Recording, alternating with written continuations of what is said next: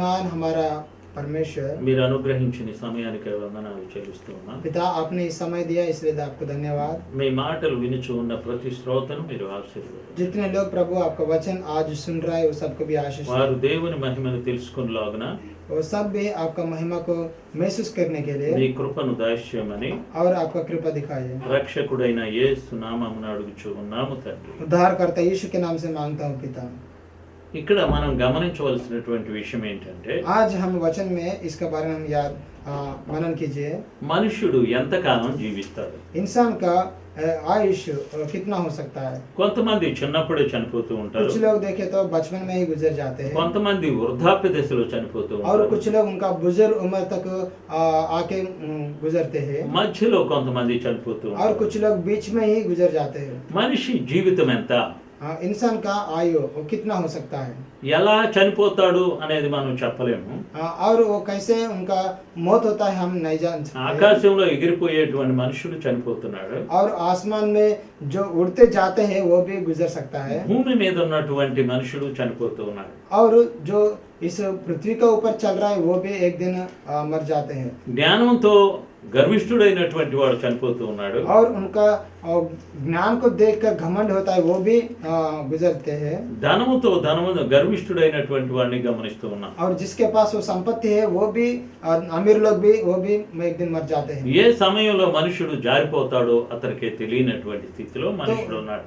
इंसान का अंतिम का दिन कब हो सकता है कोई भी नहीं बोल सकते हैं। మనం గమనించవలసినటువంటి విషయం ఏంటంటే हम एक खास चीज के ऊपर हमारा ध्यान देना है। యేసు ప్రభు వారు పలికినటువంటి ఆఖరి మాటలను మనం గమనించుదామండి.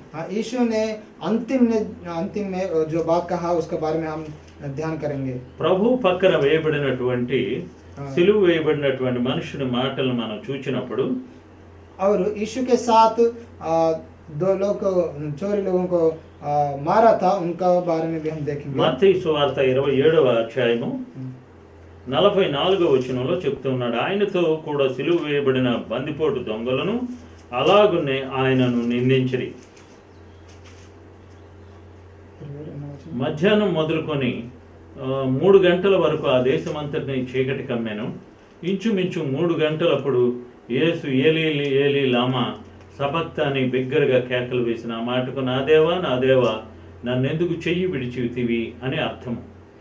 అక్కడ నిలుచున్న వారిలో కొందరు ఆ మాట విని ఇతడు ఏలియా అని పిలుచున్నాడు అనేది 44వ వచనం. हम देखें तो मत्ती का सुसमाचार 7 अध्याय 44 वचन हम पढ़ेंगे।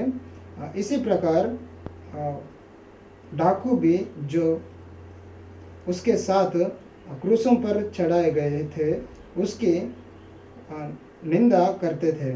ఇక్కడ యేసు ప్రభువాన్ని పరిహసించేటువంటి మనుషులతో ప్రభు పలుకుచూ ఉన్న మాటల మాదిరిగా మనకు కనబడుతూ ఉన్నాయి. और हम पढ़े तो भी दोपहर से लेकर तीसरे पहर तक उस सारे देश में अंधेरा गया रहा। तो हम देखें तो यहाँ यीशु जिस शब्द अंतिम में बोला था उसके बारे में हम देखेंगे। యేసు ప్రభు వారు ఆఖరిసారిగా పలికినటువంటి మాటలండి. यीशु का शब्द ये अंतिम शब्द है। ఇక్కడ ప్రభువు తనకివ్వబడినటువంటి పరిధిని గమనిస్తూ ఉన్నాడు. और यहाँ देखे तो यीशु ने जो अंतिम में जो शब्द बोला था उसके बारे में यहाँ पर लिखे हैं। దేవుడు యేసు ప్రభు వారిని విడిచిపెట్టినటువంటి గడియగా మనం గమనిస్తూ ఉన్నాం. इस घटना देखे तो परमेश्वर ने यीशु को छोड़ दिया और इस अंतिम में छोड़ दिया था। చాలా మంది కూడా ఈ విషయాన్ని గమనించరండి. बहुत लोग भी इसके बारे में ज्यादा ध्यान नहीं करते हैं। మానవుడిగా జన్మించిన ప్రభుని जैसे यीशु ने इंसान का स्वर्ग में जन्म हुआ था, దేవుడితో మాట్లాడుతూ నా దేవుడా నువ్వు నన్ను ఎందుకు విడిచిపెడుతున్నావు అని అడుగుతూ ఉన్నాడు. तो यीशु ने ऐसे परमेश्वर के साथ दुआ कर रहे कि परमेश्वर पिता आप क्यों मेरा हाथ छोड़ दिया। ఆయన ఆఖరి మాటల్లో ఉన్నటువంటి అర్థాన్ని మనం గమనించవలసి तो ఉంది. इस अंतिम में जो शब्द बोला था उसमें जो अर्थ है, छुपे हुए अर्थ है, उसके बारे में हम ध्यान करेंगे। ప్రభువుని దేవుడు వదిలేసి ఉన్నాడు. परमेश्वर ने यीशु को छोड़ दिया। అక్కడ యేసు ప్రభువారు నా దేవా నన్ను ఎందుకు చెయ్యి విడిచిపెట్టావు అని ప్రార్థన చేస్తూ ఉన్నాడు. यहाँ पर यीशु ने दुआ कर रहे हैं कि मेरा पिता परमेश्वर आप क्यों मेरा हाथ छोड़ दिया। ఇక్కడ చాలా లోతైన భావాన్ని మనం గమనించవలసి ఉన్నాం. यहाँ पर देखे तो एक बड़ा अर्थ है। యేసు ప్రభువారు దేవుణ్ణి అడుగుతూ ఉన్నటువంటి మాటలండి. यीशु ने परमेश्वर के साथ एक मांग रहा है, क्यों मेरे साथ मेरा हाथ छोड़ दिया बोल के। ఆయన చనిపోయిన వాళ్ళని లేపి ఉన్నాడు. यीशु ने जो मुर्दा हुआ था उनको भी फिर से जिंदा किया, కుష్ఠ రోగుల్ని ముట్టుకొని బాగు చేసి और ఉన్నాడు. बीमारी लोगों को भी चंगा किया, గుడ్డి వాళ్ళకి కళ్ళు ఇచ్చి ఉన్నాడు. अंधे लोगों को भी आंख दिया था, మరి ఎన్నో అద్భుతాలు చేసినటువంటి యేసు ప్రభువారు ఈ మాటలు పలుకుతూ ఉన్నాడు. और बहुत बड़ा बड़ा चमत्कार किया। वही यीशु ने अभी मांग रहा है परमेश्वर से, मेरा हाथ क्यों छोड़ दिया बोल के। దానిలో ఉన్నటువంటి భావన ఏంటంటే तो इस वचन में इस अर्थ है, యేసు ప్రభువారు ఆఖరి మాటలుగా మనం గమనించవలసి ఉన్నాం. हम ध्यान देना कि ये शब्द यीशु का अंतिम शब्द है। ఆయన ప్రాణం పోవడానికి సిద్ధంగా ఉన్నప్పుడు यहाँ देखे तो यीशु का प्राण उनसे बाहर जाने के समय है। దేవుణ్ణి అడుగుచూ ఉన్నటువంటి మాట ఏంటంటే, उस समय में यीशु ने पिता के साथ ऐसे मांग रहा है, అయ్యా నువ్వు నన్ను ఎందుకు చెయ్యి విడిచిపెడుతున్నావు అని అడుగుతున్నాడు. पिता आप क्यों मेरा हाथ छोड़ दिया। అక్కడ ప్రభువు నేనేమి పాపం చేయలేదని చెప్పడం లేదు. यहाँ देखे तो यीशु ऐसे नहीं कह रहा कि मैं पाप नहीं किया, ఆ తర్వాత ఇంకా యేసు ప్రభువారు చేసినటువంటి అద్భుతాల గురించి చెప్పడం లేదు. और यहाँ ऐसे भी नहीं लिखे है कि मैं इतना चमत्कार किया। ఎందుకయ్యా ఇద్దరు దొంగలతో నన్ను వేసేవు అని దేవుణ్ణి అడగటం లేదు. और यीशु ऐसे भी पिता से नहीं मांग रहे कि क्यों दो चोरियों के बीच में मुझे मार रहा है। इधर ఇప్పటి వరకు కూడా ఆడవాళ్ళందరూ ఏడుస్తూ వచ్చారు. अभी तक देखे तो सारा महिला लोग रोते रोते पीछा किया था। వాళ్ళకి నా गुరించి కాదు మీ గురించి మీ బిడ్డల గురించి ఆడవమని ప్రభువు చెప్పాడు. लेकिन यीशु ने कहा आप मेरे बारे में नहीं रोना, लेकिन आप बच्चों के बारे में आप रोना बोल के। ఇంత గొప్పగా ఆదరించినటువంటి యేసు ప్రభువారు तो इतना आदरण किया यीशु ने, చివరి సమయంలో తన స్థితిని జ్ఞాపకం చేసుకుంటూ చెప్తూ ఉన్నాడు. अंतिम में देखे तो उनका स्थिति को देखते हुए परमेश्वर के साथ मांग रहा है। మీరు ఇక్కడ మనం గమనించవలసినటువంటి విషయం ఏంటంటే, यहाँ पर हम इसका बारे में हम देखना है, యేసు ప్రభువారు కేకలు వేస్తూ ఈ మాటలు చెప్తూ ఉన్నాడు. यीशु ने चिल्लाते हुए परमेश्वर के साथ दुआ कर रहा है। చూచిన వాళ్ళందరూ కూడా ఆయన ప్రాణం విడిచిపోతుంది అని అనుకున్నారు. जितने लोग देखा था वो ऐसे सोचा कि उनका प्राण यीशु से बाहर अभी निकलने वाला है। ఆయన శిలువ మీద వేయబడినటువంటి గాయాల వల్ల ప్రాణం పోయినట్లుగా అనుకోలేదు వాళ్ళు. वो ऐसे नहीं सोचा कि क्रूस में जितना घायल हुआ था वो घायल से उनका प्राण निकल जा रहा है। ఆయనని శిలువ మీద నుంచి దించిన తర్వాత కాళ్ళు ఎరగొట్టి పంపించవలసి ఉన్నారు. लेकिन वो ऐसे सोचा कि क्रूस से उतारने के बाद यीशु का टांगे भी तोड़ेंगे, ऐसे सोचा वो लोग। దేవుడు ఆ విధంగా ఆయన్ని చేయలేదు. लेकिन परमेश्वर ऐसे करने के लिए अनुमति नहीं दिया। ఆయన ఆఖరిసారిగా ప్రాణాన్ని ఇవ్వబోతూ ఉన్నటువంటి సమయంలో దేవునికి ప్రార్థన చేస్తూ ఉన్నాడు. जब अंतिम में उनका प्राण परमेश्वर के हाथ में सौंपने का वो मौका आया था, उस वक्त यीशु ने परमेश्वर के साथ दुआ करता रहा। ఆయన ప్రాణాన్ని విడిచిపెట్టేటువంటి సమయంలో, जब उनका देह को प्राण को छोड़ने के समय में, ఆ సమయంలో జరిగినటువంటి సందర్భాన్ని మనం గమనిస్తూ ఉన్నాం. जिस घटना हुआ था उस घटना के बारे में हम यहाँ ध्यान देंगे। మన జీవిత యాత్రలో కూడా हमारा सारा जीवन का यात्रा में भी ఎన్నో సందర్భాలు మనకు వస్తూ ఉంటాయి. बहुत अलग अलग घटना भी हमारे जीवन में आता है। భయంకరమైన వ్యాధిగ్రస్తులమైనప్పుడు, कभी कभी बड़े बड़े बीमारी भी हमको पकड़ सकते हैं, మనకున్నటువంటి సమస్తాన్ని పోగొట్టుకున్నప్పుడు, और जब हमारे सारे संपत्ति के वो जब हम लाश होते हैं, మనకున్నటువంటి అన్ని పోయిన తర్వాత కూడా जब हमारे सब भी संपत्ति हम हमारे साथ दूर होते हैं, మనుషుడు దేవుణ్ణి ఆలోచించేటువంటి స్థితిలో ఉంటాడని. फिर भी इंसान परमेश्वर के बारे में नहीं सोचते हैं। ఇక్కడ కూడా ప్రభు అయితే यहाँ पर देखे तो దేవుడా నువ్వు నన్ను ఎందుకు చెయ్యి విడిచిపెట్టావు అని ప్రార్థన చేస్తూ ఉన్నాడు. यीशु ने दुआ कर रहा है कि परमेश्वर क्यों आप मेरा हाथ छोड़ दिया। ఇక్కడ ప్రభు అడిగేటువంటి ప్రశ్నలో ఉన్నటువంటి అర్థం ఏంటంటే, इस प्रश्न में सवाल में अर्थ यह है, నువ్వు నన్ను ఎందుకు చెయ్యి విడిచిపెట్టావు అని అడుగుతూ ఉన్నాడు. तो परमेश्वर के साथ मांग रहा है क्यों मेरा हाथ छोड़ा। ఇక్కడ యేసు ప్రభువారు అడిగేటువంటి ప్రశ్నకు సమాధానంగా तो इस सवाल को उत्तर ऐसे दे रहा है, దేవుడు ఆయన ప్రాణాన్ని తీసుకున్నట్లుగా మనం గమనిస్తూ ఉన్నాం. तो परमेश्वर ने ऐसे उत्तर दिया कि यीशु का प्राण ले लिया है। ఈయన యేసు ప్రభువారు మూడవ దినాన లేవవలసి ఉన్నాడు. तो यीशु ने तीसरा दिन फिर से जिंदा होना है, ఆ తర్వాత ఆయన శిష్యులు ఆయన సేవ చేయవలసి ఉన్నారు. और आने वाले दिनों में देखे तो सारा चेले भी यीशु का सेवा करना है। ఇవంతా కూడా ప్రభువుకి తెలిసి ఉన్నదండి. तो परमेश्वर ये सब भी जानते हैं, కానీ ప్రభు కోరుకునేటువంటిది ఏంటంటే लेकिन परमेश्वर ये चाहता है ఇక్కడ ఉన్నటువంటి ఈ శిష్యుల పరిస్థితులను గమనించి ఉన్నాడు. जहाँ चेलों का घटना है, उनका परिस्थिति है, वो पूरा देख रहा है। ఒక శిష్యుడికేమో తల్లిని అప్పగించి ఉన్నాడు. एक चेला को तो यीशु का माँ को जिम्मेवारी दिया, మరి అబద్ధం ఆడేటువంటి పేతురుకి కొన్ని చెప్పి ఉన్నాడు. और झूठ बोला वो पतरस को भी कुछ जिम्मेदारी दिया, శిష్యులందరినీ కూడా ధైర్యపరిచి ఉన్నాడు. और सारा चेलों को भी एक हिम्मत दिया। ఆయన చనిపోవలసినటువంటి గడి వచ్చింది కాబట్టి जब उनको इस संसार को छोड़ने का समय आया, ఆఖరిసారిగా ఆయన శరీరంతో పడేటువంటి శ్రమని ఇక్కడ గమనిస్తూ ఉన్నాం. और इसलिए अंतिम में उनका देह से जो घटना में जाने वाले थे उसका बारे में भी यीशु ने उनको बताया था। శరీరంలో ఉన్నటువంటి భయంకరమైన బాధని ప్రభు చెప్తూ ఉన్నాడు. तो इस देह में जितने वो उठाना था बोझ, उसका बारे में भी यीशु ने चेलों के साथ बताया। ఈ పాఠంలో మనం కూడా గమనించవలసి ఉన్నాం. तो इस घटना से हम भी कुछ सीखना है। యేసు ప్రభువారు ఎన్నో అద్భుతాలు చేసినప్పటికీ కూడా यीशु ने जितने चमत्कार किया तो भी ఆయన చెయ్యి విడిచిపెట్టేవెందుకు అని అడుగుతూ ఉన్నాడు. फिर भी यीशु ने परमेश्वर से मांग रहा है कि मेरा हाथ क्यों छोड़ा। దాని అర్థం ఏంటంటే तो इस शब्द का अर्थ ये है, ప్రభువా परमेश्वर నాకు ఇంతవరకు నీ దీవెనలను ఇచ్చావు, हे प्रभु, अब तक आप मुझे आशीष किया था నన్ను జ్ఞాపకం చేసుకోమని ఈ మాటల్లో అర్థం కనబడుతూ ఉన్నదే. और मुझे याद कीजिए बोल के यीशु ने परमेश्वर के साथ दुआ कर మనం అనుకోవచ్చు దేవుని మీద ఈయన సణుక్కుంటున్నాడు అనుకోవచ్చు, కానీ इंसान सोच सकते हैं कि यीशु ने परमेश्वर के ऊपर गुनगुना रहा है, ఆయనది సణుగుడు కాదండి. लेकिन ये ऐसे नहीं है। ఆయన ప్రార్థన చేస్తూ ఉన్నాడు. लेकिन यीशु ने परमेश्वर को दुआ कर रहा है, తండ్రి నా ప్రాణాన్ని నీకు ఇస్తూ ఉన్నాను అని చెప్తూ ఉన్నాడు. परमेश्वर पिता, मेरा प्राण को आपका हाथ में सौंप रहा हूँ। ఇక్కడ మనుష్యుడు తెలుసుకోవలసినటువంటి సత్యాలు చాలా ఉన్నాయి. यहाँ पर हम बहुत सारे सीखना है। తన ప్రాణాన్ని దేవుడికి అప్పగిస్తూ ఉన్నాడు. और यीशु ने उनका प्राण को परमेश्वर के हाथ में सौंप ఆయన दिया। చేయవలసినటువంటి పనులన్నీ కూడా చేసి ఉన్నారు. यीशु ने जितना कार्य करना था इस संसार में सबको पूरा किया। ఆయన దగ్గరకు తీసినటువంటి 12 మంది శిష్యులు అక్కడ అప్పగించి ఉన్నాడు. और जो जिन्होंने यीशु को सौंप दिया यहूदी लोगों को, उनका बारे में भी दुआ किया। ఒకతనైతే ఆయన్ని నేను ఎరగను అని చెప్పినటువంటి సాక్షిని చూచి ఉన్నాడు. और एक देखे तो पतरस ने बोला कि मैं यीशु को नहीं जानता हूँ। ఆయనతో ఉన్నటువంటి శిష్యుడికి తల్లిని అప్పగించి ఉన్నాడు. और एक चेला को तो मरियम को उनका हाथ में सौंपा।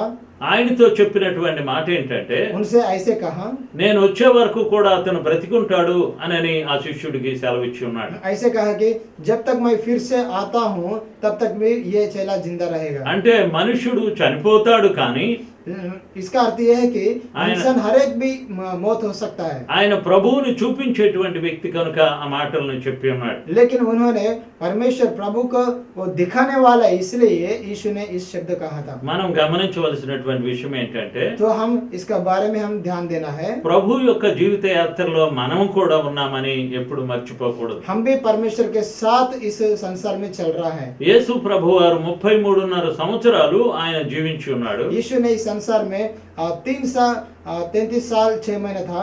ఆయన బాప్తిసం తీసుకున్న తర్వాత 3.5 సంవత్సరాలు మాత్రమే సేవ చేసి ఉన్నాడు. जब यीशु ने बपतिस्म लिया था होने के बाद यीशु ने 3 साल 6 महीने था। ఆయనకి ఇవ్వబడినటువంటి పరిధి సమయంలోనే పరిగెట్టుకుని వెళ్ళి ఉన్నాడు. और जितने समय यीशु को दिया हुआ था उसी समय में यीशु ने इस संसार में सेवा करते हुए ఆయన వెళ్ళవలసిన స్థలాలకు వెళ్ళి ఉన్నాడు. और जहाँ जहाँ जाना था यीशु ने गया था।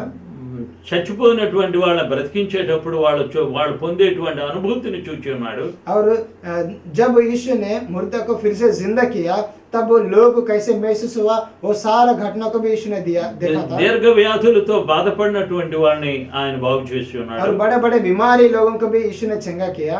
ఆయన ఎన్నో అద్భుతాలు చేసి మనుషుల్ని ఆకర్షించుకొని ఉన్నాడు. तो यीशु ने बहुत सारे चमत्कार करते हुए यीशु ने सारा संसार को उनका तरफ आकर्षित किया था। తనకు దేవుడిచ్చినటువంటి సమయాన్ని సద్వినియోగం చేసుకొని ఉన్నారు. यीशु ने जो समय परमेश्वर यीशु को दिया उस समय को यीशु ने अच्छे से उपयोग किया था। ఆయన ఎక్కడా కూడా నేను ఇంకా కొంతకాలం బ్రతకాలి అని చెప్పలేదు.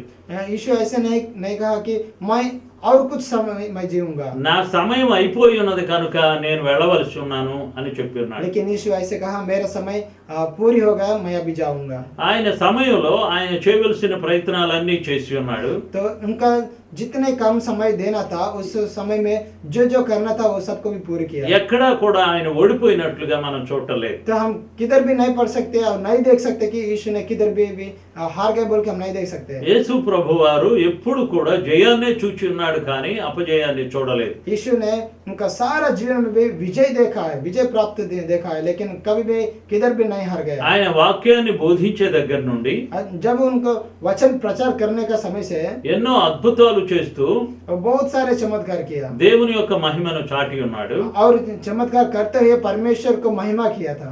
ఆఖరి సమయంలో ఆయన చెప్పినటువంటి మాట అర్థం ఏంటంటే, अंतिम में जो दुआ किया उसका अर्थ ये है, అయ్యా నన్ను జ్ఞాపకం చేసుకోమని దేవుణ్ణి అడుగుచూ ఉన్నాడు. हे पिता मुझे भी याद कीजिए।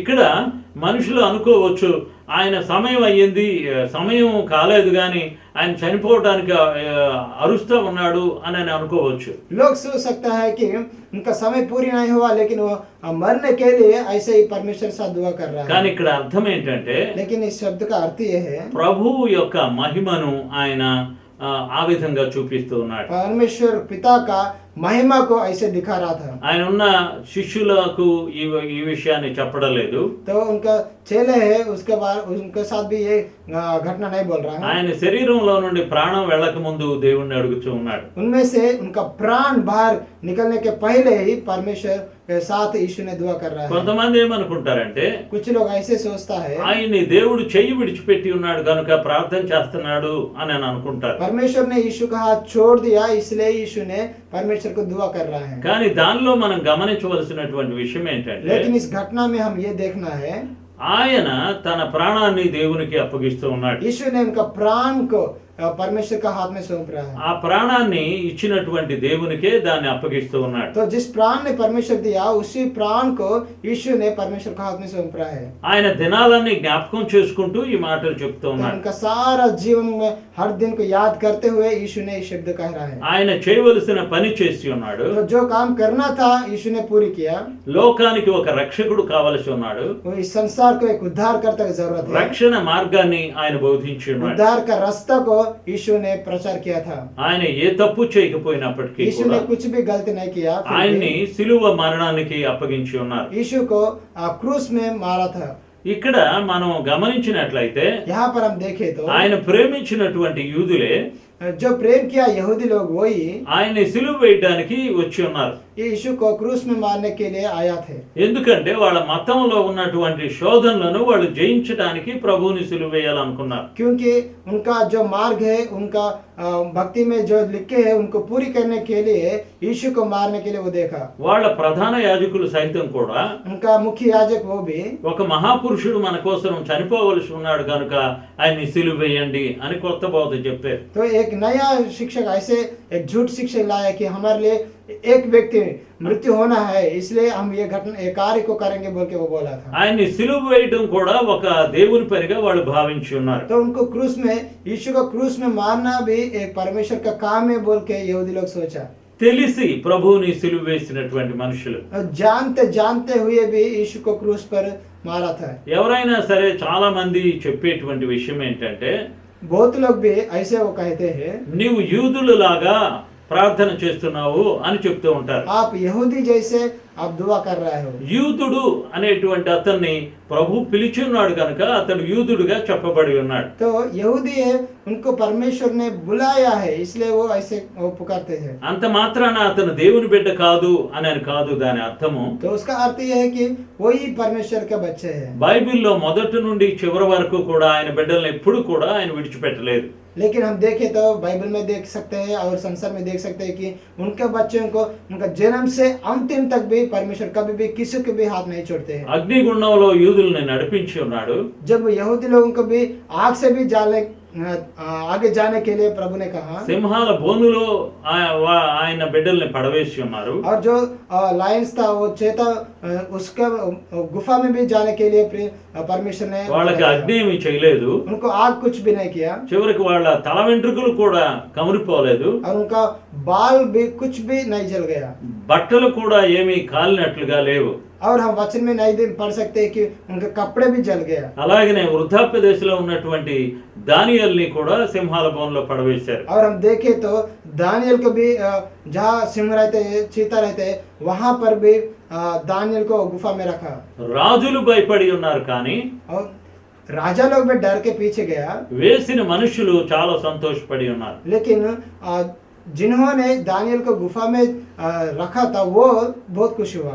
అక్కడ అర్థం ఏంటంటే तो यहाँ इसका अर्थ ये है దేవుడు తన మహిమను అన్యుల మధ్యలో చూపించుకొని ఉన్నాడు. परमेश्वर उनका सामर्थ्य को अन्य जाति लोगों का सामने दिखाया है। వాళ్ళు ప్రభువును తెలుసుకోవడానికి అద్భుతాన్ని చేసి ఉన్నారు. परमेश्वर को जानने के लिए परमेश्वर ने इस बड़े बड़े ऐसे घटना को लाया था। వాళ్ళు ఎప్పుడు కూడా వాళ్ళ ప్రాణాన్ని లెక్క చేసిన వారు కాదు. वो कभी भी यहूदी लोग कभी भी उनका प्राण को इतना ज्यादा नहीं देखा। వాళ్ళకున్నటువంటి పరిధిలో వాళ్ళు దేవుణ్ణి మహిమపరిచి ఉన్నారు. लेकिन जितने उनके पास बल था उससे परमेश्वर को महिमा करने के लिए वो कोशिश किया। కాబట్టి మనం ఆలోచించవలసినటువంటి విషయం ఏంటంటే इसलिए हम ध्यान देना है ప్రభువు చెప్పినటువంటి మాటలు ఎంత విలువైనటువంటివో గమనించవలసి ఉంది. परमेश्वर का शब्द हर एक शब्द भी बहुत मूल्य है।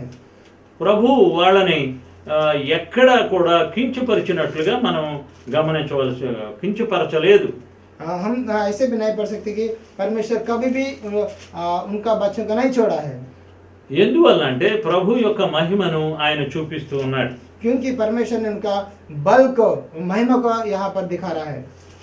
కాబట్టి మనం యేసు ప్రభు వారి యొక్క ప్రేమను మనం గమనించినట్లయితే इसलिए जब हम यीशु का प्रेम हम देखें तो ఆయన ఎప్పుడు కూడాను ఆయన దేవుని ఘనపరుచుకుంటూనే సాగి వెళ్ళి ఉన్నాడు. यीशु ने उनका सारा जीवन पूरा भी परमेश्वर को महिमा करते हुए आगे गया था।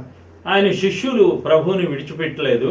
उनका चेले भी प्रभु को नहीं छोड़ा। ఆయన నమ్మినటువంటి వాళ్ళు ఎవరు కూడా విడిచిపెట్టలేదు.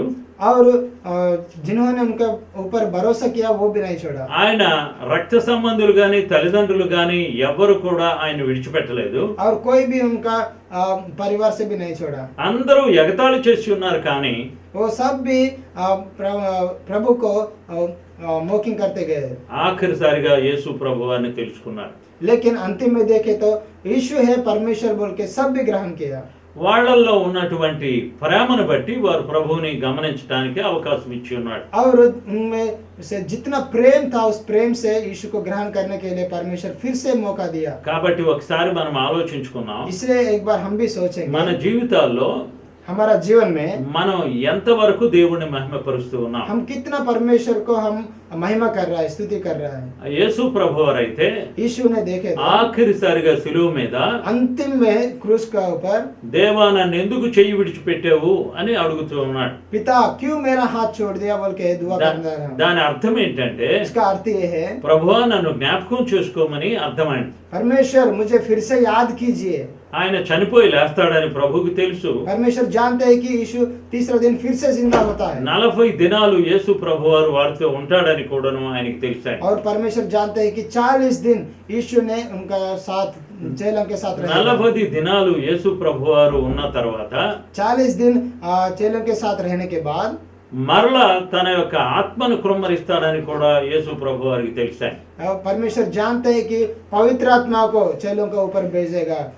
चेले भी पवित्र आत्मा को पाएगा बोल के परमेश्वर जानता है। పరిశుద్ధాత్ముని కృమ్మరించి జరిగినటువంటి సంఘటనల్ని కూడా యేసు ప్రభువారు చూచి ఉన్నాడు. जब पवित्र आत्मा को पाना और पवित्र आत्मा उतराना इस सारा घटनाओं को भी परमेश्वर जानते हैं। ఈ రోజున మనం దేవుని యొక్క మాటలు చదువుకుంటున్నామంటే जब जैसे आज परमेश्वर का वचन को हम ध्यान कर रहा है మనకున్న ఆసక్తి దేవునికి తెలుసాయి. तो हमारा भीतर जो आशा है परमेश्वर जानते हैं। మనం ప్రభువుని గురించి తెలుసుకోవాలనే ఆశ మనకున్నదని దేవుడికి తెలుసు. तो हाँ परमेश्वर जानते हैं कि हमारे जीवन में हमारे मन में कितना आशा है प्रभु के वचन के बारे में। దేవుడు మనతో మాట్లాడుతూ तो परमेश्वर आज हमारे साथ बात कर रहा है। మొదటగా తన స్వరూపాన్ని ధరించుకోమని జీవించుదామని మనకి సెలవిస్తూ तो ఉన్నాడు. हम हमारे साथ कह रहा है कि हम सबसे पहले परमेश्वर का स्वरूप को हम पाना है। ఆయన రూపం ఏంటంటే परमेश्वर का स्वरूप ये है, ఆయన పాపం లేనటువంటి వాడు.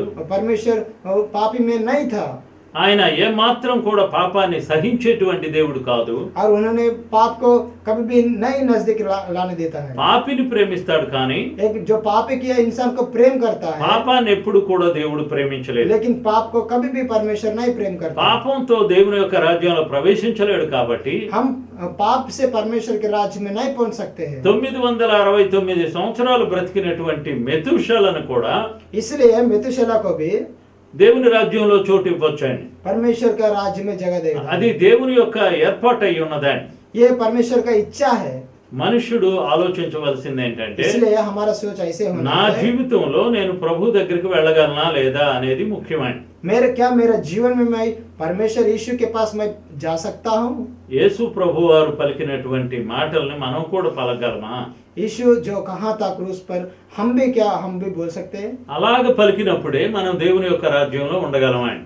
लेकिन जब हम यीशु के जैसे कहा था परमेश्वर मेरा हाथ क्यों छोड़ा, ऐसे जब हम भी दुआ करते, जरूर हम भी परमेश्वर के राज्य पहुंच सकते हैं। పరిశుద్ధ లేఖనంలో చాలా ప్రాముఖ్యమైనటువంటి విషయం ఏంటంటే, वचन में ऐसे वो अच्छे लिखे हैं। యోబు గ్రంథాన్ని మొట్టమొదటిసారిగా వ్రాసినట్లుగా మనం చరిత్రలో చూస్తున్నాం. बाइबल में तो देखे तो सबसे पहले किताब आया था యోబ్ का।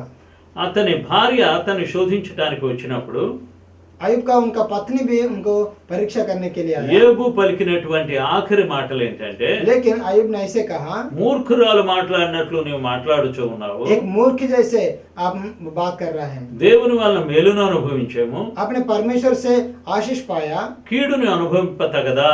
क्या लाश भी आप नुकसान भी नहीं पा सकते। దేవుడు ఇచ్చాడు, परमेश्वर ने दिया है, దేవుడే తీసుకున్నాడు. परमेश्वर फिर से ले आया। వాటిని గురించి ఆలోచించకూడదని చెప్పాడు. हम उनके बारे में नहीं सोचना। ఆ విధంగా తన భార్యను హెచ్చరించి ఉన్నాడు. जैसे अयुब ने उनका पति को दांड दिया था। మరి ఇక్కడ మనం గమనించినటువంటి విషయం ఏంటంటే, तो हम यहाँ पर ध्यान देना है, తన భార్యతో మాట్లాడినప్పుడు जब उनका पत्नी के साथ बोला था, ఏ మాత్రం కూడా అతను రాజీ పడినట్లుగా మనం वो कुछ भी उनको क्षमा नहीं किया।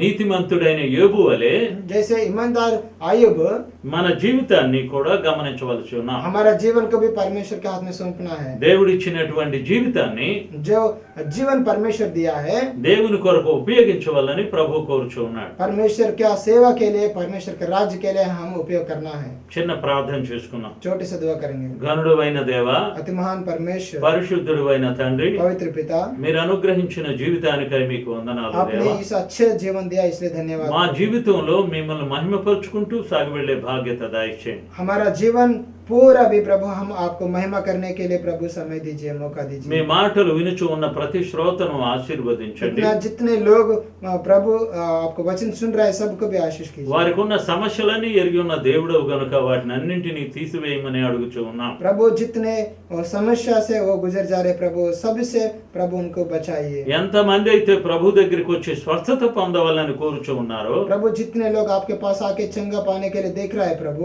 వారందరినీ ప్రభు పేరుతో ముట్టి బాగు చేయమని మనం చేస్తూ ఉన్నాం. परमेश्वर आप ही प्रभु उनको छू लिया और चंगा कीजिए। ఈ మనవులన్నీ కూడా इन सारा दुआ యేసు ప్రభు వారి పరిశుద్ధ నామాన ప్రార్థన చేస్తూ ఉన్నాము తండ్రి. यीशु के नाम से मांगता हूँ पिता, ఆమేన్. आमीन।